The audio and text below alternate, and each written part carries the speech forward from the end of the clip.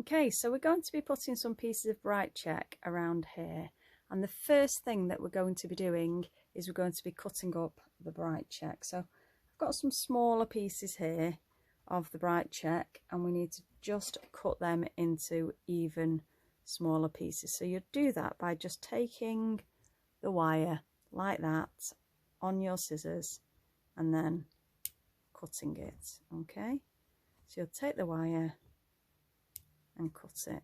Now we do need a couple of longer ones for the top.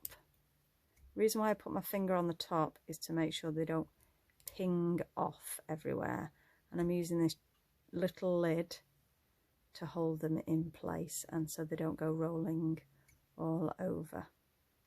Okay, so there we go, that's our first few, and I've cut a few up already anyway, but we can add those. So we've got those ones, and I'll just cut a few more and then I'll show you how to attach them on.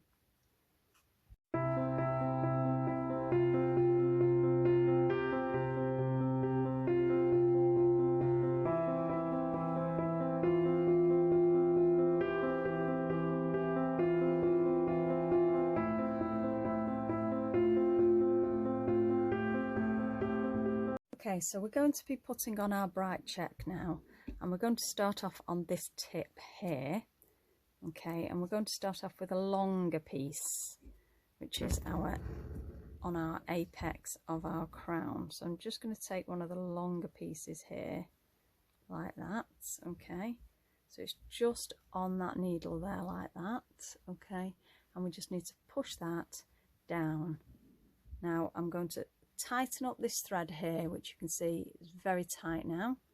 I'm going to hold that tight, and I'm going to let that piece drop down to the fabric.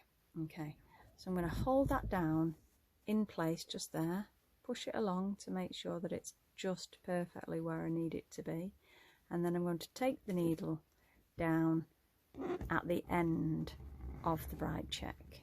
Okay, so that's holding that perfectly down where it needs to be. Now we do have a little area just here at the end where we can see a gap, and we have put a little tiny piece of the bright check in there on our example.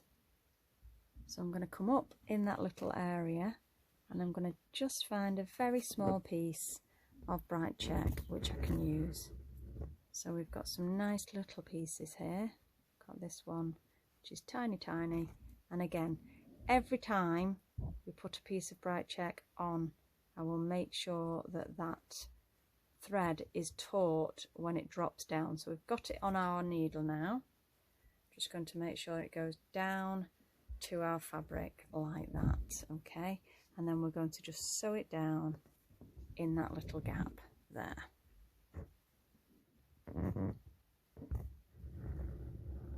Now you've got to be careful that the thread that you're couching down with doesn't get caught, so sometimes it's best to use something like a mallow.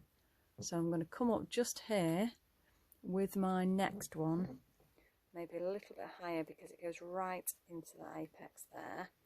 Okay, and then we're going to put our next piece on, which is just a normal sized piece of bright check. So again, scooping it up and then letting it drop down to the fabric. Now if you don't make this taut, it won't actually fall down to the fabric, it will just stay on the thread, sorry.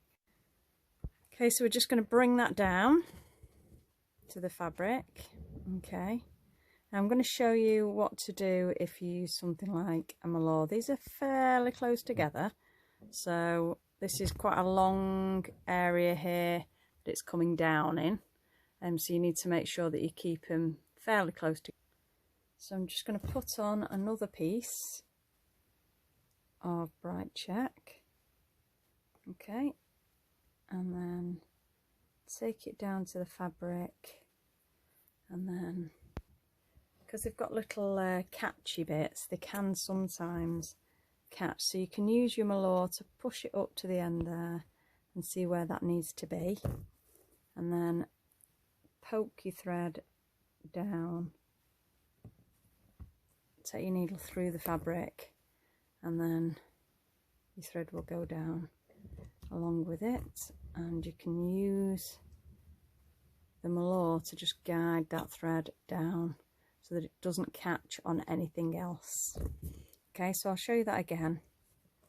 So you're just coming up with your needle like that, again fairly close to the last piece. You're going to catch your, scoop up your bright check onto your needle and let it drop down to the fabric.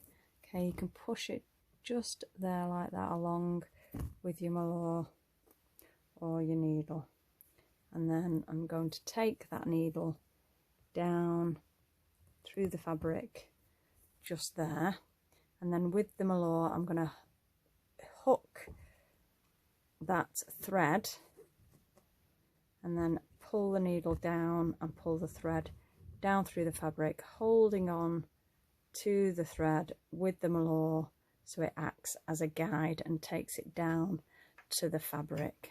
Okay, and you're just going to carry on in the same way all the way around, all the way in this area. So with this one we're coming down to about here, so we're going to come down to about here, and then we're going to do a little diamond shape.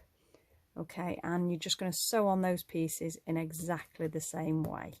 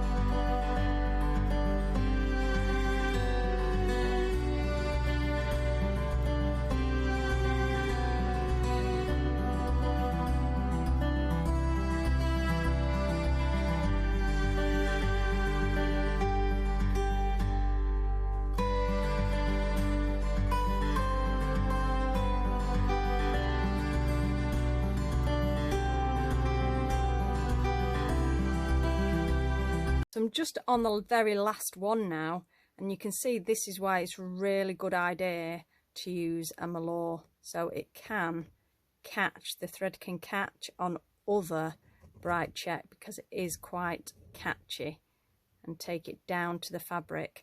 So once you get used to the lengths, you don't always have to use the mallow to push it up. You can just bring your needle up and then pop it down where you know it needs to go, and that's what I tend to do. I don't use a mallow to push it up at the end of the thread when it's just gone down to the fabric. I tend to only use it to guide the thread down when I need to, and I don't guide it down all the time. When you get to a smaller thread, it's less likely to catch because it's more likely to loop up as opposed to the side. But when your threads are much longer, they tend to flop to the side, and therefore that's when they can catch on other work. So that's a really good tip. So there we go, there's our area of bright check completed, and there is our completed crown. So we've got our outline on, we've got our vermicelli damasking, we've got our leather and our felt, we've got our pearl, we've got all our lovely little spangles there, our passing thread apexes, and then lastly our bright check. So all we need to do now is we need to put on our little bits of what are like jewels with our beads just here.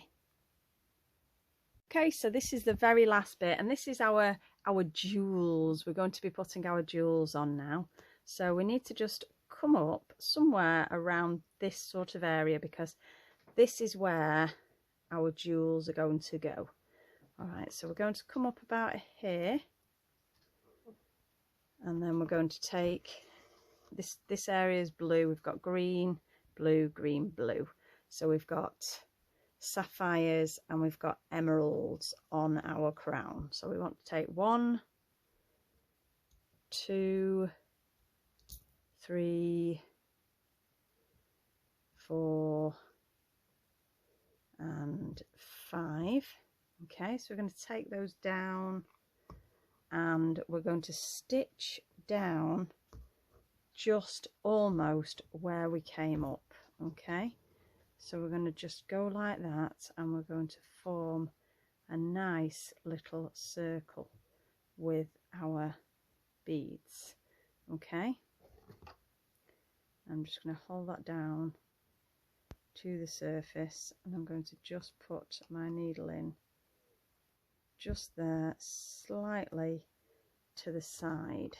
Okay, and I'm just going to go over that thread there like that. Okay, now sometimes it forms a really nice circle, and other times it's quite difficult to get them all really perfect and in the right place. Okay, so we're just going to leave that like that. Just going to stitch up here like this. So I've put 1 stitch on one side of the 5.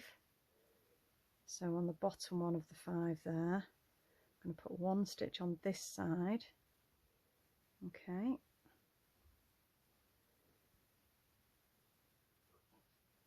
and then that forms a nice little rounded area. Okay, so I'm just going to put a couple of stay stitches there because I don't want that to be disturbed. So I'm just going to put a tiny little stay stitch just where I've been with that other stitch that I've just put in. Okay, and you can always just adjust these little pieces, because as you can see already, they've already started to move. So what you can do is, that looks perfect to me. What you can do is you can just put extra little stitches in between and over the threads, and then they form that perfect circle that you want to gain. Okay, so I'm just going to put that one there like that. Okay, and that forms just nicely there like that. And then if you wanted to, you could put one there, and then obviously that's where we came up, so you wouldn't need to put one in there. But that's our nice little rounded area there. Okay, so I'm going to come up over here now, and again keeping in that area here. Okay, so probably just come slightly further down with that. Do have to be careful with the beads, they will tend to jump about quite a bit. So let's just scoop the 5 up that we need. That's 3, 4, and one more is 5. Take that down, and again just going down slightly to the side of where you came up. Okay, and I'm just going to use that to hold them approximately in place. So I'm going to come up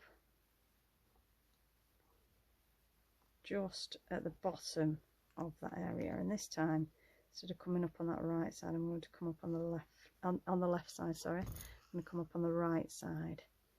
So we're just going to go over that one there. Okay,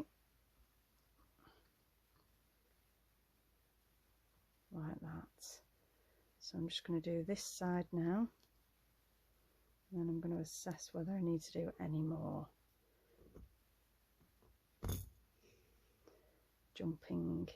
Jumping beads, not jumping beans. Right, so that's that one going down. So that's either side of that bottom one, so that holds that perfectly in place, and then you can just jiggle them about. I think I definitely need another one in there just to hold that perfectly where we want it. So we'll just come up here,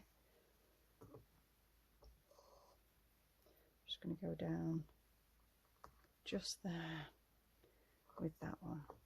Okay, just be careful that they don't jump about, and then that's our little area perfectly there. Okay, so you're just going to do the other 2 in exactly the same way.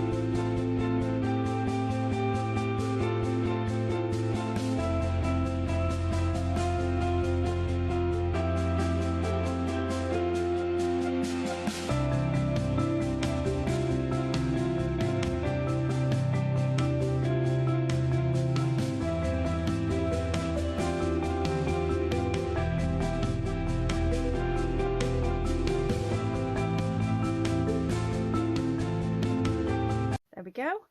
There's our 4 little gems. So we've got our 2 little emeralds and our 2 little sapphires on our crown, and then we've got all the bling that goes with being a crown.